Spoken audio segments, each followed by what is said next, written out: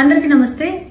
So పొద్దున్న నుంచి తిరుపతి ప్రసాదం గురించి నేను మాట్లాడిన వీడియో, నేను మాట్లాడిన మాటలు చాలా మందికి తప్పుగా అనిపిస్తున్నాయి.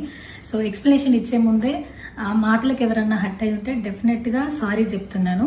అండ్ నన్ను రెగ్యులర్గా ఫాలో అయ్యేటోళ్ళకు నాకు వెంకటేశ్వర స్వామి ఎంత ఇష్టమో తెలుసు. యూట్యూబ్లో, ఇన్స్టాగ్రామ్లో 3 నెలలు 4 నెలల సంది శనివారాల వ్రతాల గురించి, వాటి డీటెయిల్స్ గురించి నేను చెప్తూనే ఉన్నా. అవేవి దేని గురించి ఎవరు మాట్లాడుకోలేరు. అన్ఫార్చునేట్లీ దీని గురించి మాట్లాడినరు. ఏదైనా సరే తప్పు జరిగింది నా సైడ్ నుంచి. నా మాటలు తప్పుగా ఉన్నాయి తప్పితే నా ఇంటెన్షన్ అది కాదు. మేము రిచ్ అని అన్నది 10,000 L1 క్యూ లైన్లో నిలబడ్డప్పుడు, పొద్దున ప్రసాదం తీసుకునేటప్పుడు కాస్ట్లీ లైన్లో నిలబడ్డమని ఆ ఉద్దేశంతో అన్నాను. ఏం జరిగినా సరే ఇప్పుడు నేను ఏది ఇచ్చినా మీకు ఎక్స్ప్లెనేషన్ లాగానే అనిపిస్తుంది తప్పితే నేను తప్పు ఒప్పుకున్నట్టు మీకు అనిపించదు. అందుకోసం నేను దాని గురించి ఎక్స్ప్లెనేషన్ కూడా ఇస్తలేను.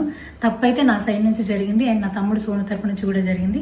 తను అవైలబుల్లో లేడు. తన తరపున, నా తరపున అందరికీ సారీ చెప్తున్నా. సో నా ఇంట్లో వెంకటేశ్వర స్వామి, నా చేతి మీద వెంకటేశ్వర స్వామి, అన్నిటికన్నా ముఖ్యంగా జీవితంలో నాకు అత్యంత విలువైంది నా బిడ్డ. నా బిడ్డను కూడా వెంకటేశ్వర స్వామి ఇచ్చిండు. నేను ఆయన గురించి తప్పుగా ఎట్లా మాట్లాడతా? అస్సలు ఆయన గురించి తప్పుగా మాట్లాడా. ఆయన గురించే కాదు, నన్ను రెగ్యులర్గా ఫాలో అయ్యేటోళ్లకు నేను అన్ని మతాల దేవులను మొక్కుతా, అందరి దేవులను మొక్కుతా. అందులో వెంకటేశ్వర స్వామి నా జీవితాన్ని మార్చిండు.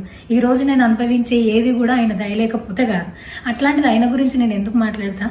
అయినా సరే తెలిసో తెలకో పొరపాటు మాటలు అయితే నా నోటి నుంచి, మా తమ్ముడు నోటి నుంచి వచ్చినాయి.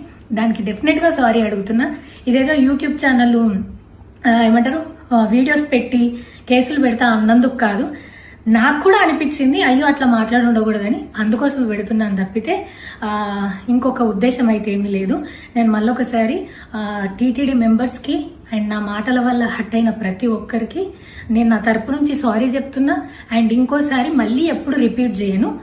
సో నా సారీని యాక్సెప్ట్ చేయండి. నన్ను రెగ్యులర్గా ఫాలో అయ్యేటోళ్లకు నాకు వెంకటేశ్వర స్వామి అంటే ఎంత ఇష్టమో తెలుసు కాబట్టి వాళ్ళందరూ నన్ను నమ్ముతున్నారని కోరుకుంటున్నా.